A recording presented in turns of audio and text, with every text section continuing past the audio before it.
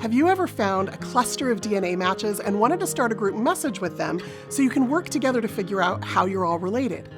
Or maybe you want to send one message to everyone on Ancestry who has your great-great-grandparents in their family tree so you can start a group chat to learn who knows what stories and who inherited which pictures. Well, now you can.